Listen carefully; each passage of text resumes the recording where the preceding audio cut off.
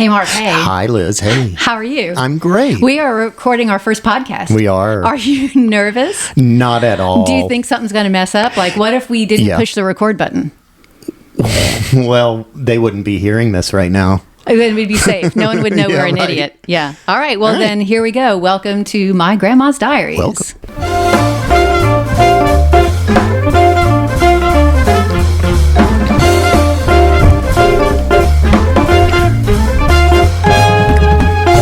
All right, so here we go, episode 1. Yes. Mark, you had moved a couple years ago, and I came over to your house one day, and we were looking at the things that you own, as one does when you go to someone else's house. And you showed me what I think is the coolest thing that anyone has ever shown me. Yeah. Tell our listener, your mom, Hi, Mom. what you found. Sitting on my shelves were my grandmother's diaries. They are these beautiful leather-bound books, and they are what is called 5-year diaries. So one book is 5 years worth of writings. That's pretty cool. She kept them from 1931. She was 13 years old. I can't believe it. And she kept them for 10 and a half years into 1942. So we're talking through the Great Depression. I mean, this is a pivotal point.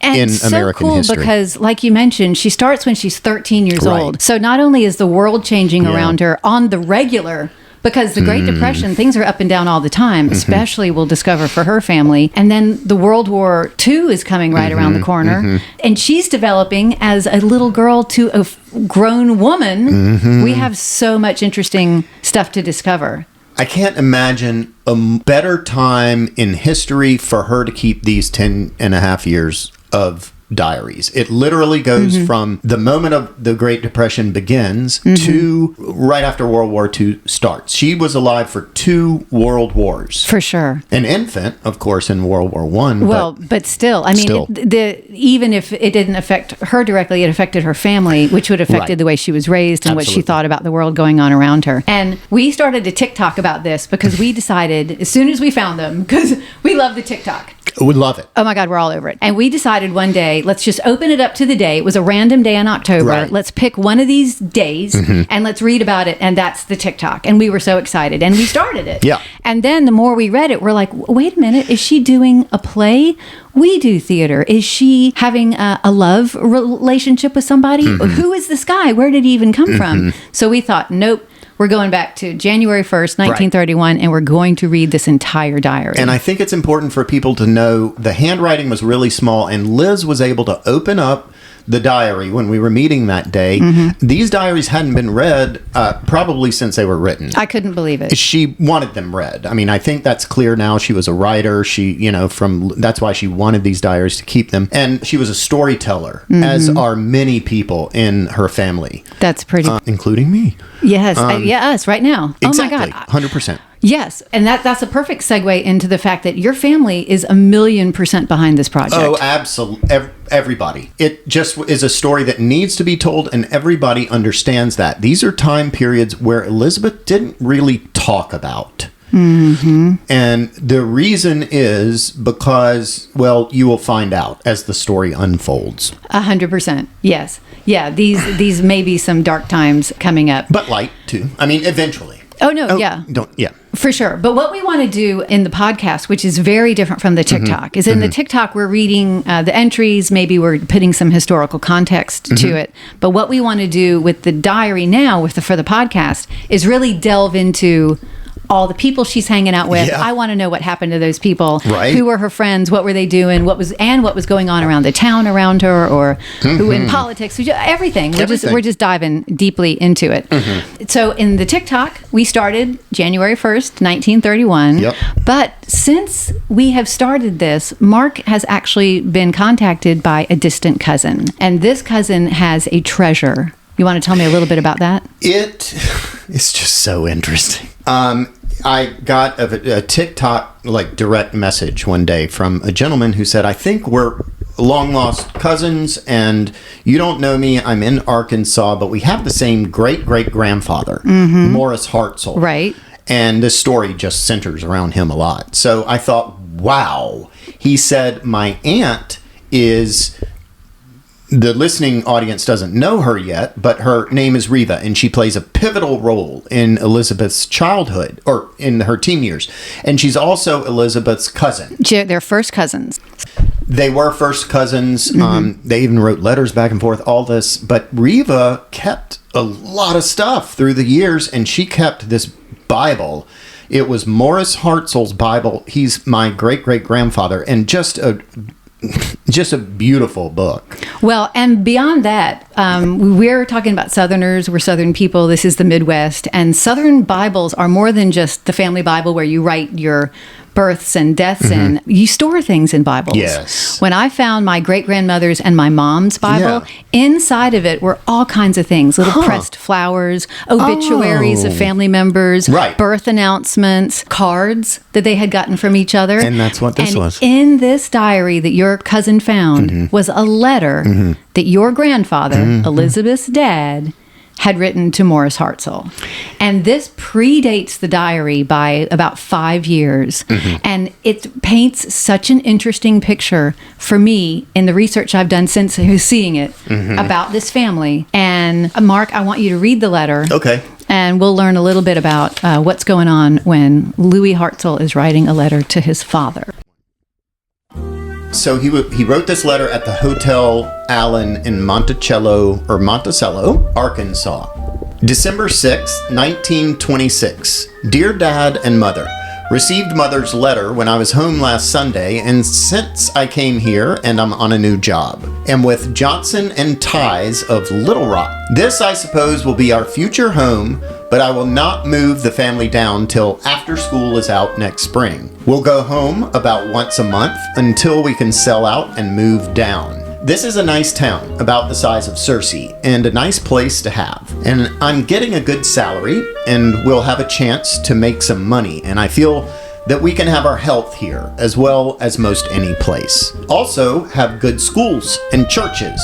I expect to go home about the 22nd and stay until after Christmas. You can write me here, care of the hotel. Hope all are well. With love, I am your son, Louis. Now, this is just an average, everyday letter that you would write. So I kept thinking, what made Morris Hartzell put this letter in the family Bible? So this made me really look into your great-grandfather. Louis Hartzell, Morris Hartzell, his father, the owner of this Bible, owned a huge farm in Arkansas. And as we will discover later, all the children seem to have gotten a parcel of this farm. Yes. And they're farming it and they're working it. Louis, on the other hand, takes off on his own. Correct. Now, Louis is going to have a little hardship with that because Louis decides he's going to work for the railroad. So he marries your great-grandmother, Bess, in 1910, and they go right to Oklahoma. Now, Oklahoma was having a big network of railroads put in from the Reconstruction era. From 1880 until 1920, the Oklahoma network of railroads will have grown from 200 miles to over 6,000 miles of railroad. Yeah, that's super impressive. And he's out there, and their first child, Leon, will be born in Oklahoma in 1912. I did not know a lot of this that you're imparting on us right now. Well, here's what's interesting. They're out there, and this should be a pretty boom time for him. Right. But by 1914, they're back in Arkansas. And that's where their second child, Francis, is born. So what happened in Oklahoma that got him already to leave? Well, it looks like roads. Because it turned out that the roads are being built about the same time, and more people want to take a motor bus than they want to take a train. And maybe that's driving him back to Arkansas. Interesting. Yes. So what's really cool is that then World War I comes around. It's 1917. They've had Elizabeth, and World War II is starting to come. We're starting to get involved in it in about that time. And the federal. Do you mean World War I? Oh, yeah. Okay. Sorry. So in 1917, Elizabeth is born in Potosi, Missouri, and he's still working for the railroad. But here's what happens. During World War I, the federal government will take over the railroads. They will nationalize it because they need, they need it. And system. They're paying better than the railroad was paying previously. The government was. The government's paying a bigger salary. So then when the war is wrapping up and they don't need to nationalize the railroads anymore, the wages go back down.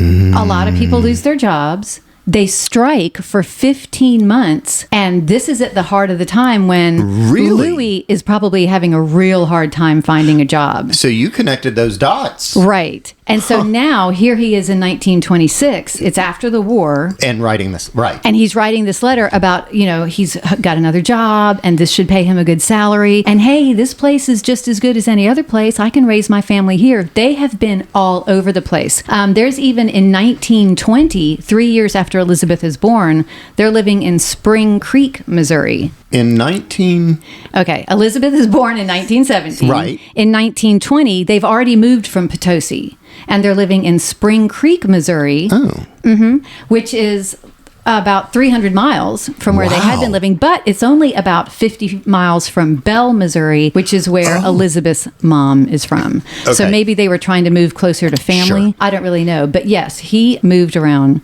quite a bit. Wow, that's interesting stuff. That's so wild. Mm-hmm. And that makes total sense. I know. It's fascinating. That's why they're moving around so much. That's why Morris is probably worried about him, why he saves this letter, why this is so important to him that his son gets settled and can take care of his family. I bet it kept him up at night. It all happens for all of us. Mm-hmm. So now this is great. We move into Elizabeth's side of the story, which starts in 1931. Right.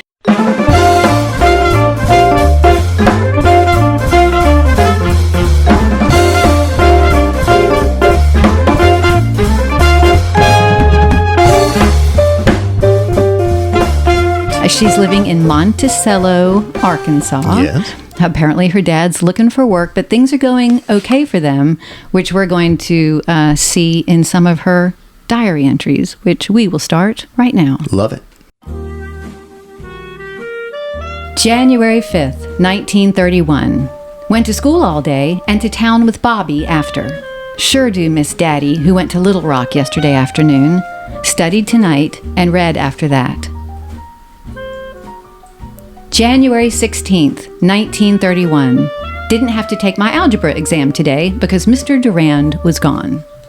All right. Now, I think it's really cute how she will often shift subjects from being worried or being scared to something trivial. Like, I didn't have to take algebra today. While Dad's off looking for work, things are not going really well for her family. Yeah. But my favorite thing to do is find people. So I have found Bobby, from Monticello, Arkansas. But Miss Bobby White was born in Monticello in 1918. She will marry a Robert Hamill in November of 1939. They had 4 kids, but in 1967, Robert loses control of his truck and dies from traumatic brain injuries. Oh my. I know. So she will continue on, but she'll meet a man named Joe Lawson, and it will be a second marriage for both of them. His wife died in 1975, and weirdly, his son had died in a car accident in 1969. So they had a lot of grief in common. They had a lot of things that they could have bonded about. And she dies in 2009 at the age of 90. Oh, she lived a long life. I know, with some tragedy in it for sure. But yeah, so there it is. Little Miss Bobby White. Isn't that cool? That's Elizabeth's friend. January 18th, 1931. The Good Girls Club, founded by Francis Pee Wee Rowell. This club is to make clothes for the poor during these unfortunate times. What a name, the Good Girls Club. Well, I think what is really cool is that this diary starts and one of her first entries, January 18th, is trying to help people. Right.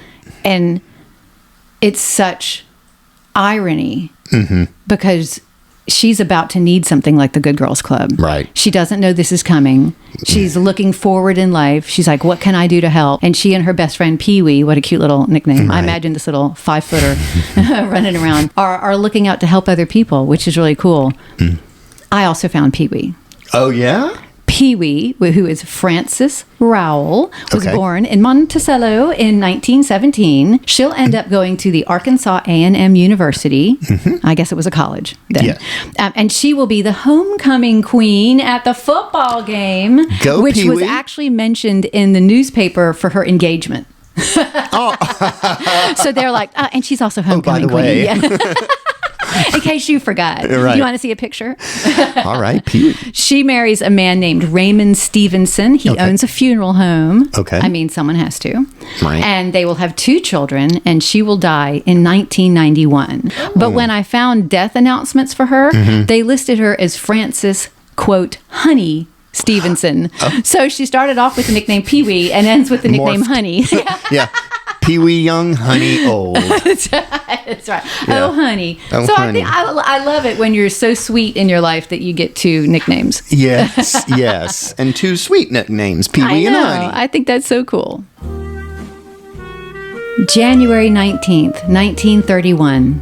Went to school all day, went up to town after school. Dean had a date with Jack Bowling, and I had one with Juan Green. We went in Jack's car to the show. The show was Remote Control. So that's her first date. Unless she dated when she was 12 and we just don't know about it. Probably not. This is her first date and her first little crush, which I think is really cool. Juan. And she has a sister named Dean, a little sister. Right. So when I first read it, I'm like, oh, she and her Right. sister are off on a double date. How cute. And then I did the math and I'm like, Dean is 9? Why is she going on a double date? So I had to do some searching to find who these partners were on her first date. So we wouldn't think it was a 9-year-old. But little Jack Bowling was born in January of 1917 in Monticello. He is one of 4. He marries in 1937. He was an Army private in World War II, and he dies at the age of 41 from a fall in the bathroom where he hits his head and bleeds out. Jack! I know, and Jack never had kids of his own. Oh, no! So the Bowling name might have ended with poor sweet Jack. And Jack was Dean's date. Yeah. And Dean is not her 9-year-old sister, so that would have been Yes. creepy. Yeah. Dean is Marion Dean Smith, and she was a graduate of Arkansas State Teachers College, which is now the University of Central Arkansas. She taught school for over 30 years in Hampton, Hamburg, Portland, Monticello, and Dermott, Arkansas. And she served as the Ashley County school supervisor while her husband was in the South Pacific during World War II. Cool. I know. She dies in 2009, so she had a nice. long life. Yes, as well. yes. And then, of course, we had to find the first date. Juan. Juan. Actually, his name was Ossie Juan Green, but everybody called him Don. And when I read that, Don I thought, exactly. And then I thought, these people can't say Juan. They had to call him Don. I'm like, give the boy his name. Anyway, doesn't matter. He was born in 1918. He marries a woman named Hazel Louise Johnson, and they have 1 child. He works in a grocery store for most of his life. Okay. And then he becomes a record-o-phone salesman in 1973. So he's selling answering machines. Right. In 1973. But I think he dies quite suddenly because he dies as soon as he gets this job. But maybe it was very stressful. In 1973 at the age of 55. Okay. So if she had married her sweet little first love, Juan, he would have died in 1973. And we haven't quite mentioned yet, your grandmother died unexpectedly herself. She did. She died at 52 years old. She died in her sleep. In what year? It was 1969. Right. So Juan would have only outlived her for, I can't do math, 5 years, 6 years, something like that. Which is similar to her actual husband, who she did marry, who he died. He dies in what, 76? He dies in, I believe, 76. Yeah. So that's pretty. So isn't that I think interesting? he died of a broken heart. Oh. Yeah. Oh, that's so sad. You know, a lot of times when we think, oh, are you sure she wanted these diaries read? I think this is a perfectly good case, is that we don't have any intimate details about this date. Right. We don't know if Juan tried to hold her hand or kiss her on the cheek or do anything. Right. So I think her diaries were pretty factual daily occurrences. And that's why it was so easy for her to never think, oh, I need to get rid of my diaries. Right. Because I'll tell you right now, Mark McKinney, I kept a diary from the time I was 15 until I was like 19. And when I found them in my 20s, I burned them. Better for the world. Yeah. That's right. Nobody needs to know my business. So, but this woman, she knew. I mean, she wanted this. Yes. Of course I she think did. she would be I think thrilled. she would and her absolutely love it. daughters. Are you kidding me? Yeah. They all agree. I'm so glad. Yeah. So you looked up answering a machines. little bit about answering machines. Answering machines, it's interesting because you would think that they would be more of a 20th century thing. They were invented actually in 1898. What did they have to answer? Well, it was, I guess, a gramophone or something. It was called a telegraphone, and it looked like a pasta maker. So I guess you could. I don't know if it was quite a telephone answering machine, but it was a recording. Like a recording device. You can send a message. Yes. Like, by the way, when I saw you last Saturday. Yes, crank, crank, crank. But what surprised me is there were a lot of iterations of this telegraphone through the years. And, okay, so then there are a few iterations, and Thomas Edison invented what is called the telescribe in 1914. And then after that, there was phonograph. This doesn't make any sense, phonograph. Hey, but you know what? I listened to a podcast quite a while ago, and I don't remember what it was or who did it. So I am 100% not authentic, probably in what I'm about to say. Okay. But Thomas Edison stole a lot of people's inventions. Oh, really? He didn't necessarily invent all the stuff he's credited for. I know. Isn't that tragic? It's a little disappointing. Like when people say Shakespeare didn't write all of his stuff. So we will never know about Shakespeare, I guess. But we will know about Edison because according to this podcast, there were a lot of people who tried to sue him because that had been their original idea. Interesting. I know. So did he invent the answering machine? I do not know. Actually, he didn't. Wendy Muller did. See? Willie Muller in 1935 is the official, and it was a 3-foot tall, it was the first automatic answering machine, 3-foot tall, popular machine used by Orthodox Jews because they weren't allowed to answer the phone on Sabbath day. What? Yep. It was a 3-foot tall answering machine for Orthodox Jews because they weren't allowed to answer the phone on Sabbath. Necessity is the mother of invention. Yes. That's pretty cool. That is cool. All right, see? Answering machines. Thank you, answering early. machine. Who knew? February 3rd, 1931. Went to school all day. Came to a new home afterwards. Spent the first night here in a new suite of bedroom furniture, green and tan. So in the course of Dad being off looking for a job, they've moved. Right. So at first when I read this, I'm like, oh, she got some new furniture. But then I'm thinking, oh, no, they had to find a cheaper place to live. Right. And they've probably found some small furnished apartment. So it's new to her. Right. Bedroom furniture. Right. So this is a real sign that things are going downhill fast. Okay. Sure. For the whole family. Yeah, it must be a scary time for her. February 23rd, 1931. Read and studied tonight. Gee, but it's raining. No chance for a fire tonight like last night. Got a new dress. Hopefully March will be lively. March 2nd, 1931. Went to school all day. Came home and read afterwards. Studied and read tonight. It's so cold. I'm about to freeze. Sitting by the fire. This is just the beginning. I know. Things are getting bad. I hate that one night she can have a fire, but one night she can't. I love how she said no chance for a fire tonight. Like, why is that? They don't have any wood, and I guess you either have to go buy it. Also, she mentions it's raining, so if they did have wood, maybe the wood got wet. Oh, sure. And they couldn't even use it. Right. I just wish we had addresses. I wish we could go to Monticello and she lived in that rooming house. She lived over there. Wouldn't that be something? Those it records frustrates don't me exist. to no end. And on some census records, occasionally you'll see what street they're on. But even then, those street numbers could have changed from here to now. So it's super frustrating. March 16th, 1931. Daddy left for Memphis tonight. March 30th, 1931. Started wearing my hair parted on the side. Her attitude. She's just got a great attitude. She's just doing what she has to do. Right. And I love it. And I'm like, hey, part your hair on the side. Why not? Go for it, girl. I think that's fabulous. And Memphis was an important city, too. Why? Because it was a hub for jobs, along with Little Rock, not so much, Memphis and St. Louis. And that's where the railroad ties come. That's where the center of the business of the railroad ties was, in Memphis. I remember reading some statistic about the Great Depression where for every job there was 1,000 applicants. I mean, how do you... 25% of the country was out of work. Yes, in 1931. Right. It's already happened. Right. And that poor man, he must be so worried. Well, anyway. March 31st, 1931. Nothing at all happened this month. Lots of kids have the mumps and the flu. I hope I don't get it. Take good care of yourself. You belong to me. Who? Huh. What does that mean?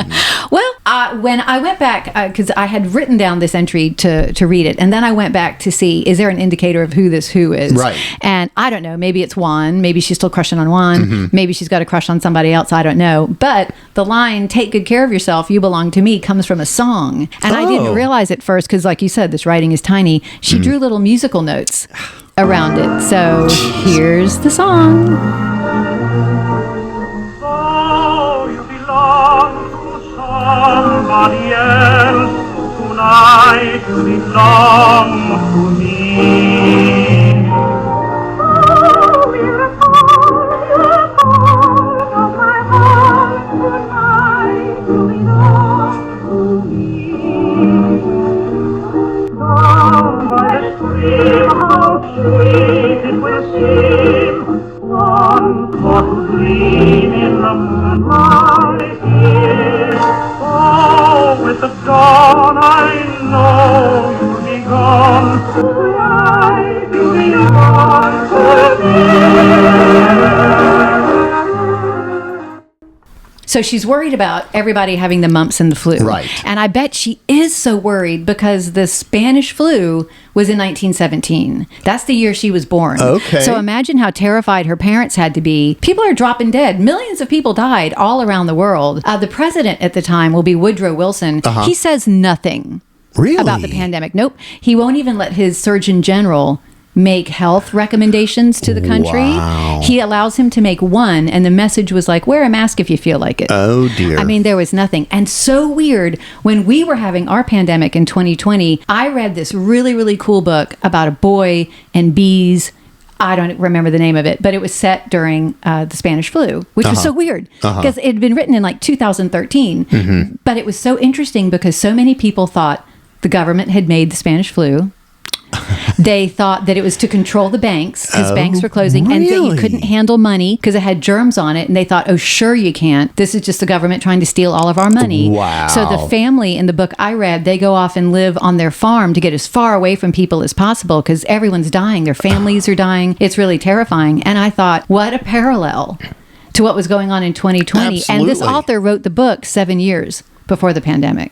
Isn't that wild? I know. Some I think things it's kind of never neat. change. I know. But I got curious about by 1931, Mm-hmm. are people still scared of the flu? So I looked it up. Now, when the Spanish flu was going on, it was mainly 1918, 1919. Mm-hmm. They were trying to actually come up with a vaccine for it, but they were using what was called convalescent plasma. Mm-hmm. So basically, they were taking the plasma of people who had had the flu Mm-hmm. and then injecting that into people who had it or were afraid they were going to get it, thinking their blood would heal them. And obviously that didn't really work. Didn't work out. all that well. And the mumps are scary because there will be no vaccine for the mumps until 1960. Oh, wow. And the mumps is a respiratory illness. They also used convalescent serum to try to cure the mumps before they had a vaccine for it. So these are two pretty scary deaths for her Right. because there's no, if you get it, you either live or you don't live, right? Right. So I decided to look up the leading causes of death in 1931 Okay. based on the U.S. Department of Commerce and Census Department. So there were 124 million people in the country in 1931, and 1.3 million of them will die. Okay. The top three leading causes of death in 1931 were heart disease. Over 200,000 people, or 19% of the country, died of heart disease. The second leading cause of death was nephritis, which is a kidney disease. And about 104,000 people died of that. And then the third leading cause of death was cerebral embolism or thrombosis. And 103,000 people died from that. And what's interesting is that the leading cause of death in this country last year was heart disease. Yeah. Why can't we fix our hadn't hearts? come- What in the world is going on in this world? I mean, we can put a man on the moon. But our hearts are bad. But your least worry was the flu. One of them. Only 31,000 people died of the flu in 1931. And that's probably pretty similar to today. So that's not so bad. And your least worry was typhoid fever. 27 people died of typhoid fever in 1931. Sounds so bad. It sounds horrible, but it's not. They survived. Right. So good for them. But yeah, so isn't that interesting? Totally interesting. I can imagine her mindset of like, oh my God, don't get the flu. Because her parents probably still were like, oh my God, the flu. Because it was terrifying. It was a huge deal back then. And Woodrow Wilson got the Spanish flu and lied about it. Really? Mm-hmm. You don't want to get me started on all this. Time for our next entry. April 22nd, 1931. All of us went to Ladies, or rather, we started. Mary Claire took us out to the Aggie school. Pee-wee was on the fender and fell off. Didn't hurt her, though. Went to Ladies and jumped the rope. Oh, jumped the rope. So what's the Aggie school? Aggie stands for agriculture. It was the local agriculture school, which then actually blew up into not literally. Not like boom. No. It evolved into Arkansas State University, maybe, I believe, one of the big ones. I believe it. Yeah. Yeah, I think we even mentioned that earlier. Pee-wee. Maybe. Or Bobby, or I don't know, somebody. We've covered that. Yeah. Yeah. Oh, that's pretty cool. So it was the agriculture. So they called it the Aggie, and I guess they hung out because it had a cute campus. Imagine, and I bet there are a lot of cute boys 30s. there. Right. Yeah, even though she's 13. Oh, no, by now she's 14. She's 14, I think. Still, little young. I found the characters from this entry too. I found Lady and I found Mary Claire. So cool. Lady was Lady. And let me just pat myself on the back here. These are just first names. There are a lot of people named Mary Claire in 1931. So I am digging deep into the Ancestry.com to figure out who these people were. Ancestry. What would we do without it? I don't know. I don't know either. Great. It's the world at your fingertips. Mm-hmm. I mean, everything. It's amazing. And thank God so many people are already on it, connecting things and finding people. Who reads all these census records? Enters them into Ancestry. I know, right? Somebody who really loves typing and research. But it's the actual census records. I know. I mean, it's amazing. And you can look, and you can, even when you find the one you're looking for, you can scroll backwards and forwards and see who their neighbors were. Exactly. One of the cool things we're researching Elizabeth later in her life is I look and see, her family lives obviously just a couple of doors down because they're just a couple of lines down on the census. Right. So it's pretty cool. That is. Lady was Lady Bell Smith. She married Hicks Searcy in 1934 when she was only 17 years old, and they quickly had 3 children. The last one was born in 1941, but 6 months later, Hicks Searcy was killed in a car accident. Oh my, there's so much tragedy. I know, and she never married again.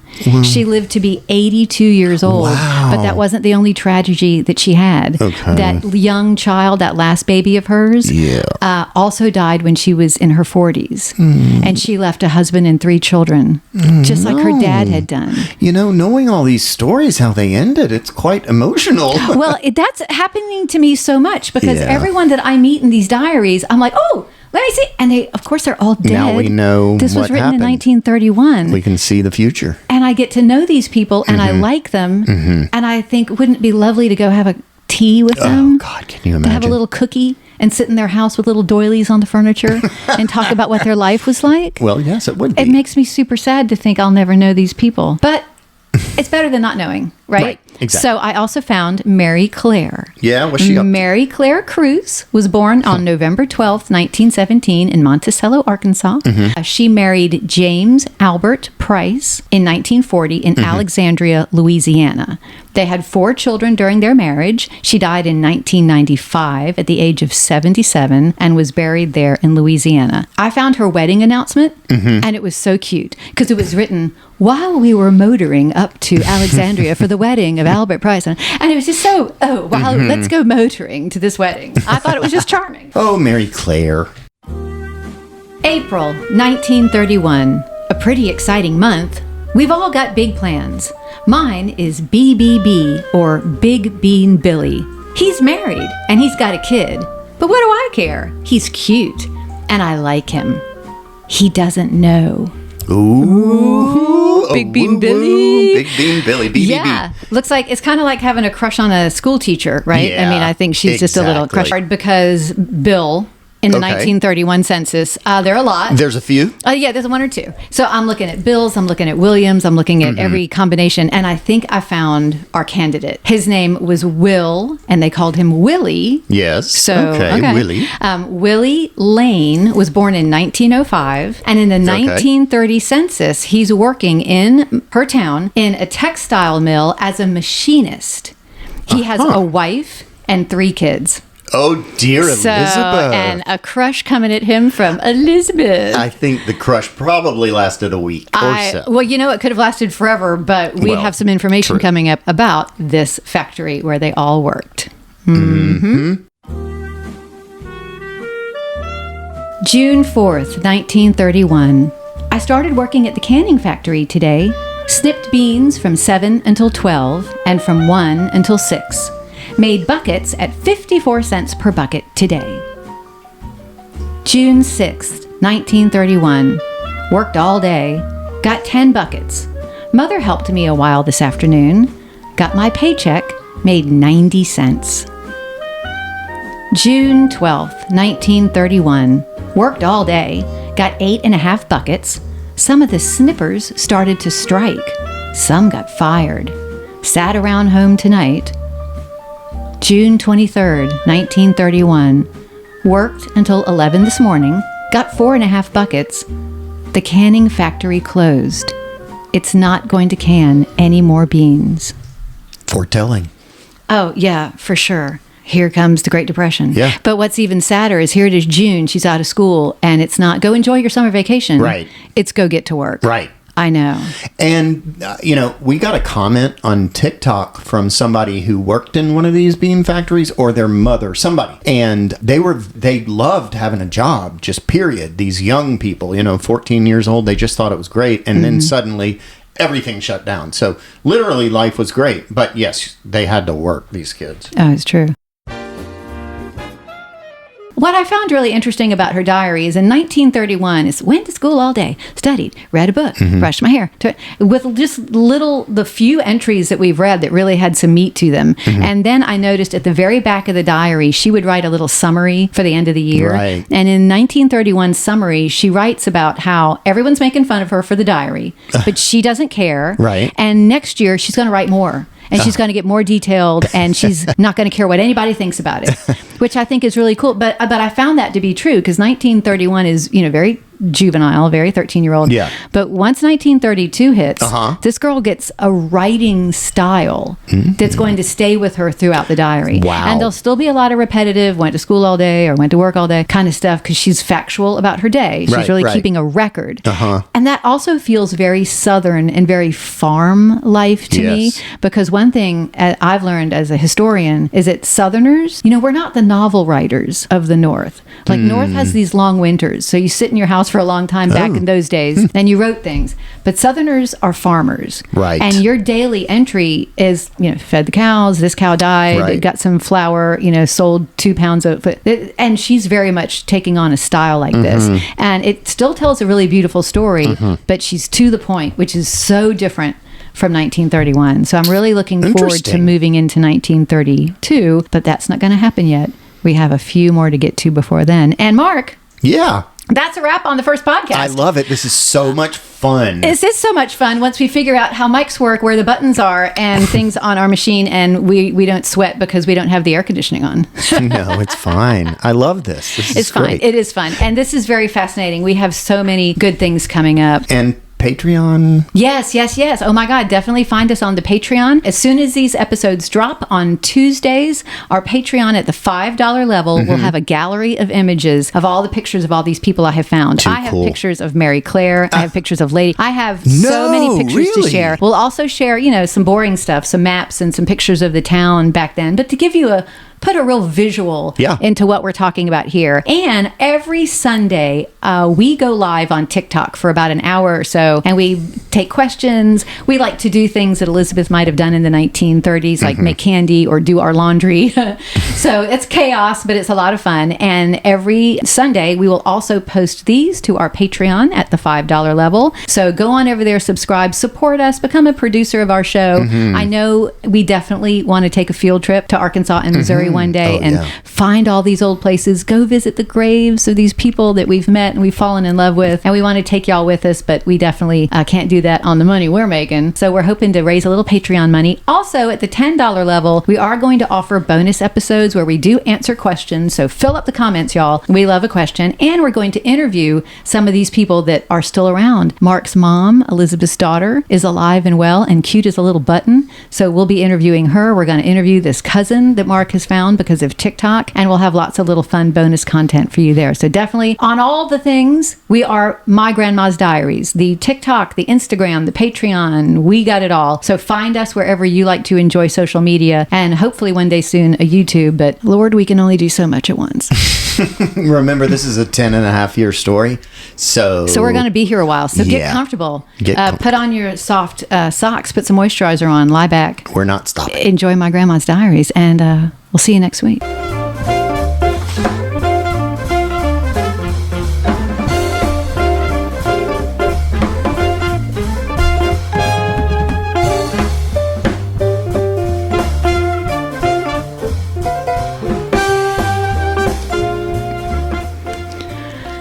We did it. Okay. Yeah, okay. Okay. Oh, my God. Love it. Okay, me too.